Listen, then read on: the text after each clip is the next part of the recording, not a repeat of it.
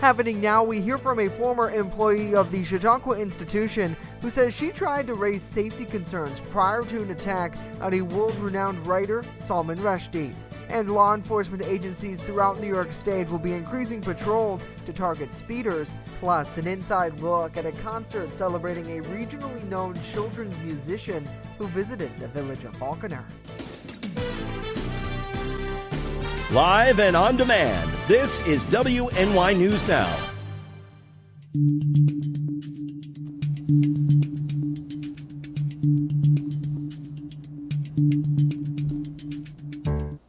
And thank you for joining us for WNY News Now. I'm Justin Gould. Those stories and more are coming up, but first, our continuing coverage of the attack at Chautauqua Institution. In its first official reaction, Iran now blaming author Salman Rushdie for his, quote, supporters for the stabbing attack on that famed writer. Rushdie's agent announcing his condition is headed in the right direction, although he did caution that it will be a long road to recovery. The author was attacked Friday while speaking at the Chautauqua Institution. Rushdie, who is 75 years old, suffered a damaged liver and severed nerves in his arm and eye.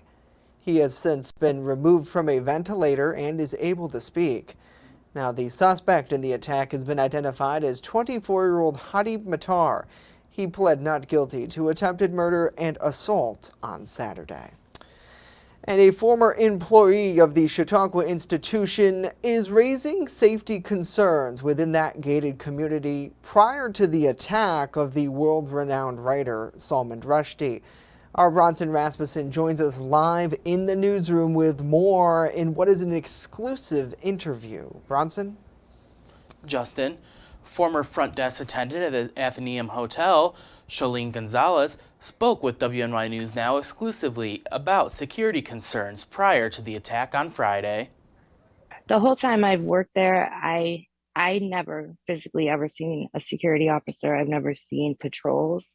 I've never seen drives. She was also concerned with nighttime lighting. The lighting at night in that community is absolutely horrible. And as a female leaving, 11, 12, 1 o'clock, there's nobody to walk us.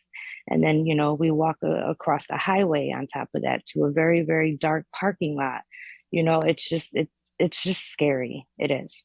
It's just scary. Gonzalez says that she brought her concerns to those with the institution. However, no action was taken. Pretty much I was told either this is how it's always been done or, we'll look into that. Pretty much the same. I felt brushed off. She had lost her job a day prior to the attack. Her reasoning? Speaking out about these safety concerns. It hurts.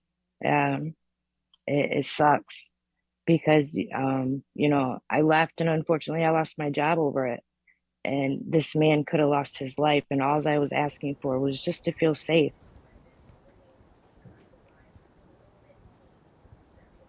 In the end, Gonzalez believes that while the attack was completely preventable, we have reached out to the institution for comment, but have not heard back. Live in the newsroom, Bronson Rasmussen, WNY News Now. Bronson, thank you. Meanwhile, law enforcement are stepping up security at the Chautauqua Institution today. In addition to increased presence of uniformed state troopers and Chautauqua County Sheriff's deputies, police canines will also be stationed there.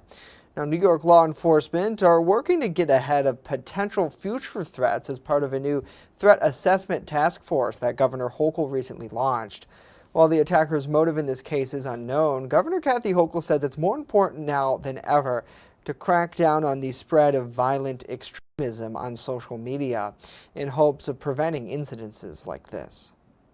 And when the message is laid out there and they're spelling out and no one connects the dots, sounds a lot like 9/11, doesn't it? They never connected the dots. Well, now those dots are coming together. We're monitoring, we're watching, we are vigilant. We have an entire team of individuals hired to watch for this information being out there and the radicalization that's happening to individuals. Last week, Hochul signed an executive order establishing a new unit in the state's Police Intelligence Center, which will track domestic extremism and increase social media monitoring.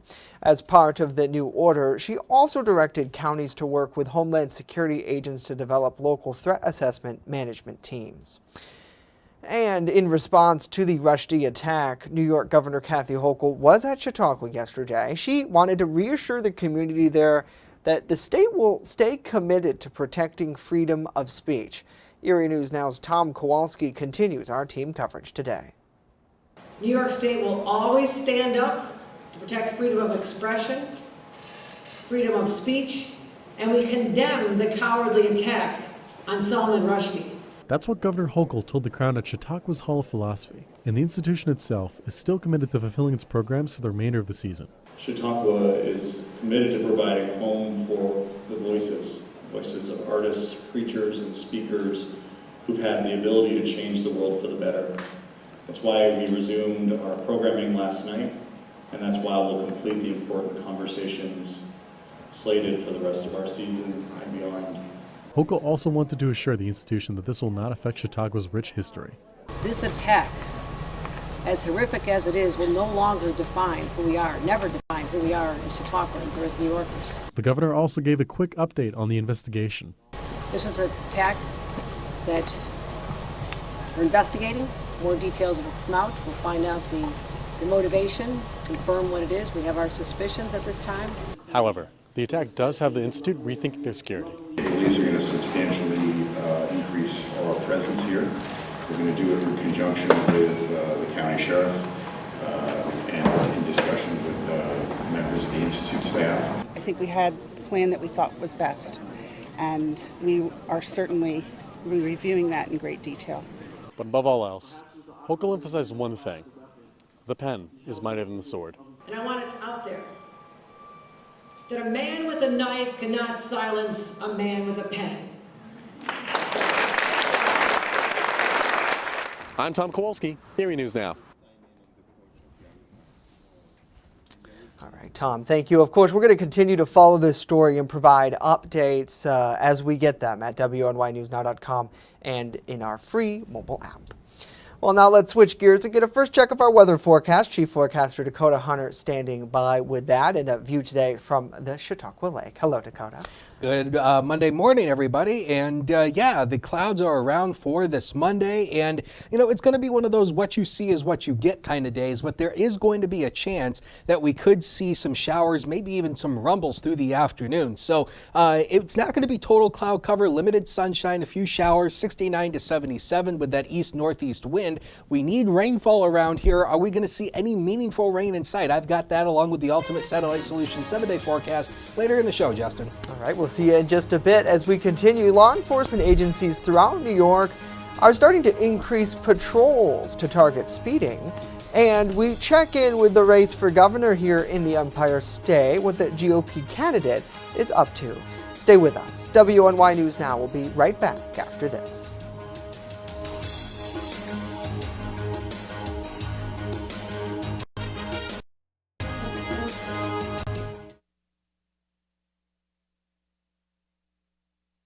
You're watching WNY News Now, your source for breaking news. Two convenient conservatives are on the ballot for the Republican primary for Congress. Neither live in our district. I'm Rich Moon, vying for your vote in New York's 23rd congressional race. Growing up in Erie County, I lived in Hinsdale while working as a pharmacist in Wellsville. I'm proud to have raised my kids in the Jamestown area. Keep your voice in Washington local. Write in Rich Moon when you vote for both the GOP primary and the special election.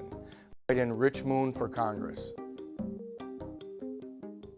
Hey ladies, are you looking for a fun night out on the town this fall? We have the event for you. Join Collaborative Children's Solutions as we celebrate the women of our community during a special Ladies Red Carpet Gala. Grab your friends and fanciest clothes for a night of dancing at the Northwest Arena in Jamestown, New York. There will be dessert and a cash bar. All proceeds directly benefit Collaborative Children's Solutions. Learn more at ccsolutions716.com. Severe weather breaks. One team has you covered, tracking the storms as they happen. Catch your First Defense forecast daily on WNY News Now. Looking for a fair and honest auto mechanic? Look no further than DeWyas Auto Service. Located at 140 Main Street in Randolph, our family-owned business is ready for all of your automotive needs. From general service to more complex repairs, count on DeWyas Auto to keep you on the road. We not only keep your cars running smoothly, but also looking great with our expert detailing crew. Send us a message on Facebook or call us today at 716-358-2292 to set up an appointment. DeWyas Auto Service. Fair, honest, and the best prices guaranteed. EagleZip.com is your local one-stop shop for all of your home and business computer needs. Located on Fluvan Avenue Extension, just outside of Jamestown, EagleZip.com sells and services all brands of desktops and laptops, as well as servers and network equipment for your business. All new computer sales include transferring your data from your old computer plus a 2-year warranty. Call EagleZip.com today. Stop by EagleZip.com today and let us make computers easy for you. With coverage that matters, this is WNY News Now. This is WNY News Now with live breaking news. We return with some breaking news. 2 people are in the hospital following a shooting overnight in Jamestown. Jamestown police just announcing that 2 subjects were shot in the area of Windsor and Crossman Street on Sunday night. As of now, it appears no suspect in police custody. However, they're asking anyone with information on this case to contact them at 716-483-8477. We'll, of course, continue to seek updates and post them online at WNYNewsNow.com. Meanwhile, Jamestown police are credited with busting a duo allegedly selling narcotics on a city street here in Jamestown. 19-year-old Jordan Dangridge and 36-year-old Nicole Bartlow were stopped by officers around 10 in the morning last Friday in the area of Spring and East 6th Street during a suspicious person investigation. After allegedly providing police with false names, the 2 were taken into custody. Officers recovered fentanyl, crack cocaine, allegedly in Dangridge's possession. He was charged in connection with the illegal drugs, while police said Bartlow was charged as a fugitive from justice. And with New York's gubernatorial election on the horizon, voters got a chance to learn more about the Republican nominee for governor, Lee Zeldin, in a virtual town hall held last week. Our Julia Gress is breaking down where the GOP candidate stands.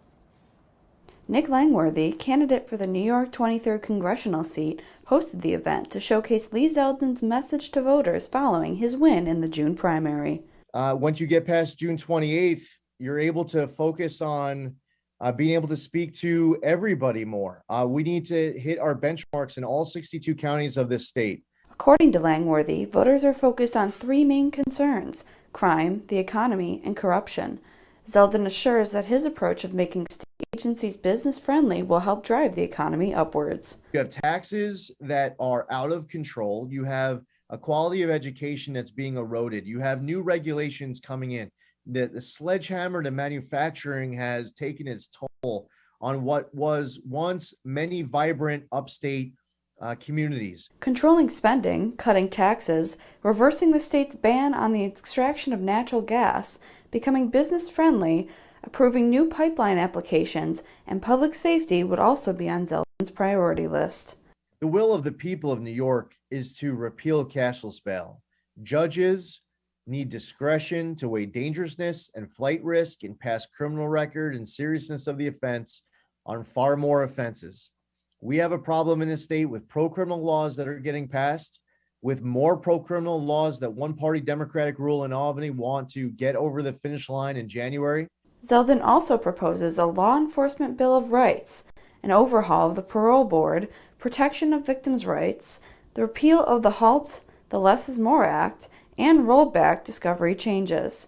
The HALT Act is a new law that went into effect on April 1st in New York, limiting the tool of solitary confinement for our corrections officers, where inmates can do really bad things inside of prisons, but no longer be facing that punishment that is effective enough to maintain good order and discipline. Julia Gress, WNY News Now. Julia, thank you. Zeldin is running against Kathy Hochul, the state's current governor and Democratic candidate in this fall's election. And a major increase in applications for extreme risk protection orders under New York's red flag laws was announced, with more filed in the last 3 months than in all of last year. This increase comes after Governor Kathy Hochul took action in the wake of a mass shooting in Buffalo back in May. She issued an executive order requiring state police to expand their use of red flag laws and to increase the use of this order. A total of 832 temporary and final orders have since been issued here in New York in the past 3 months. That compared to 1,400 issued from August of 2019 to April of 2022. State police have filed 184 red flag applications since the order went into place on May 18th, a more than 93% increase over the 95 orders filed by state police in all of 2021. Now, these orders are filed by police when there's a probable cause that someone is posed a danger to themselves or others. And law enforcement throughout New York State will be increasing their patrols this week to target speeding through Sunday. It's part of a highly visible enforcement campaign supported by the state's Traffic Safety Committee to stop speeding and help prevent crashes caused by unsafe speed. Now, preliminary data from the Institute for Safety, Traffic Management and Research at the University of Albany's Rockefeller College found that unsafe speed was a contributing factor in 353 fatal crashes in 2021. That compared to 317 fatal crashes the year before, which is an 11% increase. The 353 fatal crashes last year resulted in 389 deaths, including drivers, bicyclists, and pedestrians. Well, coming up, check your cupboards, the latest on a bun recall that's now impacting some stores. And later after that, an inside look at a concert celebrating a regionally known children's musician who visited the village of Falconer. But first, when we return, a full look at our weather forecast. Stay right there. WNY News Now is back after this.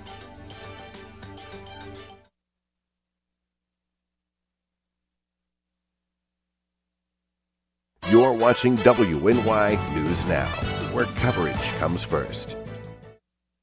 Stay fire safe this summer. Only use grills outdoors, away from siding and deck railings. Clean grills often and remove grease or fat buildup. Make sure your gas grill lid is open before lighting. Have a 3-foot safe zone around grills and campfires. Keep kids and pets clear of the area. Dispose of coals after they cool in a metal can. Never leave grills, fire pits, and patio torches unattended. Learn more at usfa.fema.gov. Brought to you by the Chautauqua Safety Village and the Jamestown Fire Department. While I appreciate anyone who wants to run for office and help others, we deserve to be represented by a local candidate. I'm Rich Moon, running for New York's 23rd congressional seat. I grew up in Erie County, worked in Wellsville, raised my kids in Jamestown. We need to keep our voice in Washington local. There are 2 absentee opportunists on the ballot for the Republican primary. They don't actually live here. That's why I need your vote. Write in Rich Moon for Congress for both the GOP primary and special election. We deserve local representation. Calling all teachers. Get your year started off right with an evening with Gary Brooks. Come see Gary as he shares his funniest school stories and strategies to build a positive school culture. Go to regilinA.com for tickets and more information. You're watching WNY News Now, your source for breaking news. Fast, accurate, and everyday. First Defense Weather.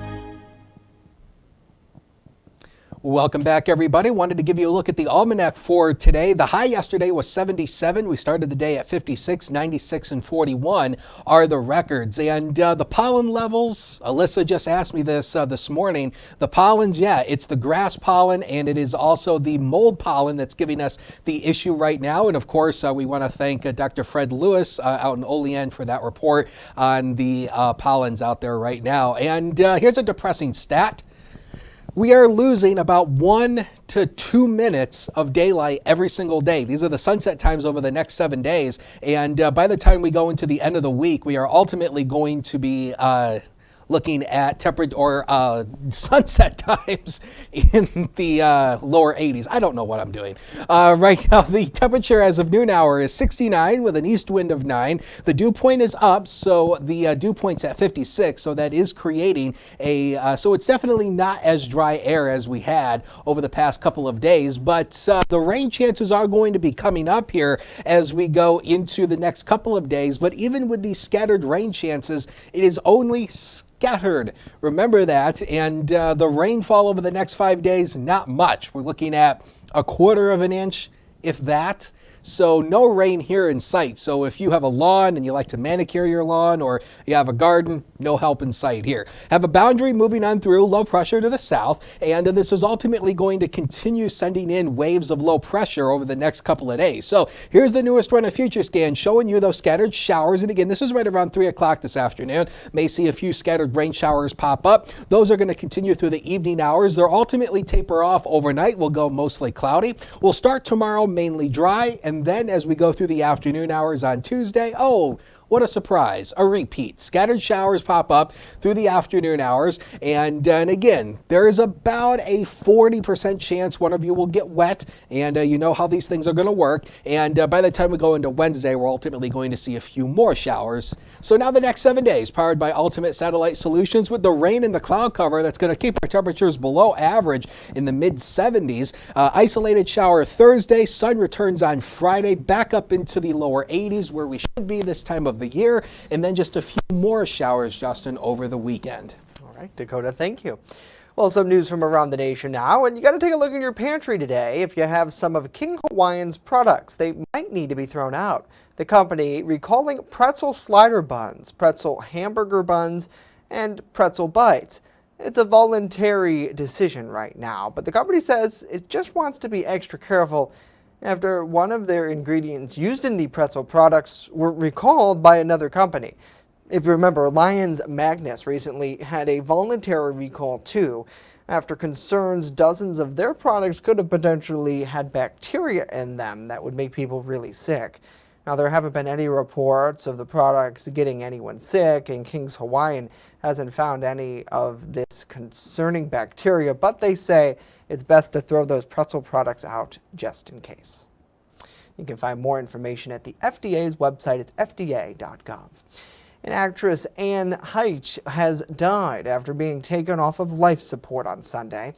She suffered a traumatic brain injury when she drove her car into a Los Angeles home over a week ago.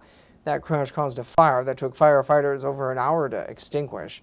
She sustained burns and a toxic brain injury, which caused a lack of oxygen to it. She had been kept on life support in case her organs could be donated. The actress is best known for her roles in films such as Volcano, Donnie Basco, and the Gus Van Sant remake of Psycho. She was 53 years old. The World Health Organization announced it will hold an open forum to rename monkeypox disease following concerns raised by critics. Critics raised concern that that name could be derogatory or have racist connotations. Now, the officials said the decision was made following a meeting of scientists this week, adding that it is in line with current best practices for naming diseases, which aims to avoid offense to specific groups. The UN Health Agency released a statement on Friday which said it has also renamed 2 families or clades of the virus using Roman numerals instead of geographic areas to avoid stigmatization. Now, other diseases, including Japanese encephalitis, Spanish influenza, and Middle Eastern respiratory syndrome, have been named after the geographic areas where they were first identified. However, WHO has not publicly suggested changing names of any of those diseases. Next, an inside look at the concert celebrating a regionally known child musician who visited the village of Falconer. Stay right there. WNY News Now is back after this.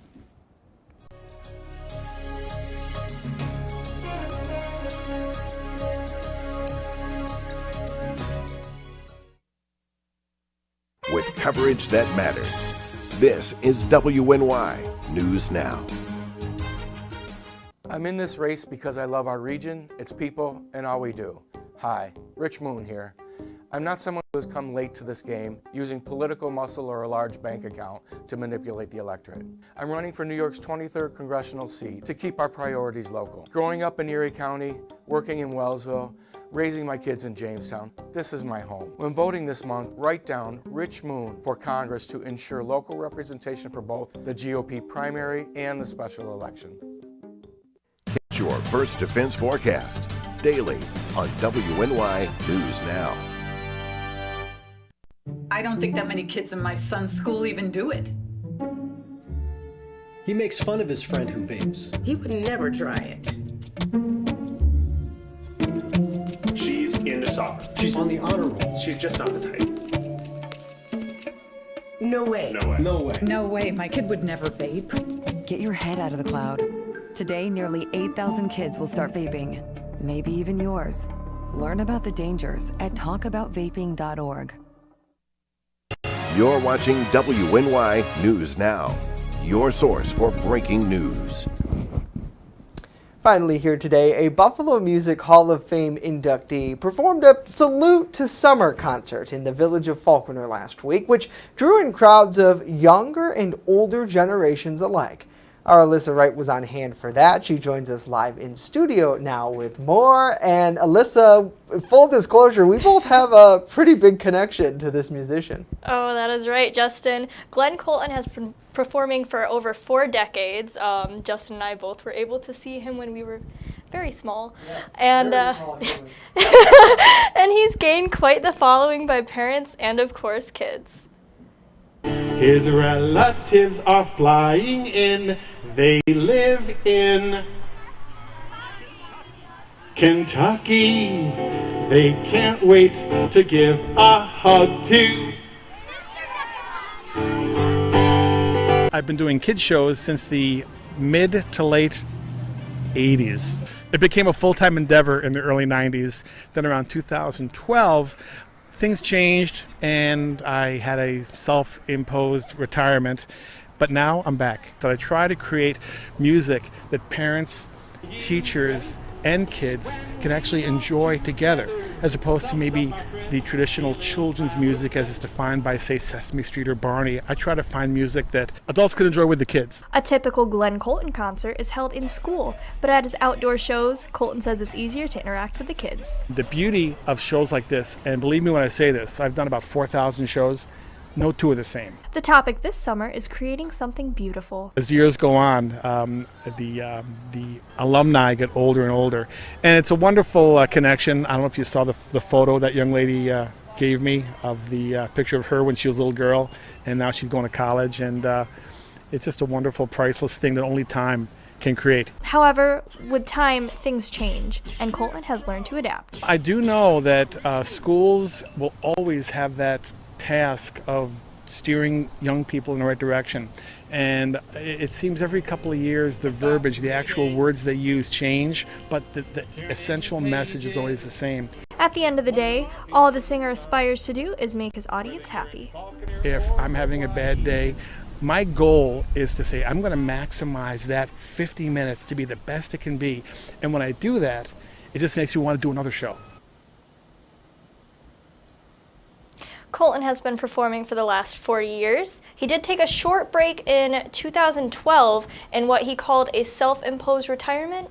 But Justin and Dakota, it seems like he could not resist returning to that stage. Yeah, no, and what a beautiful venue too for it there at Falconer's Colton Park. And I had quite the time with Glenn Colton. I remember Temple Elementary School at Falconer Central School District in Kennedy.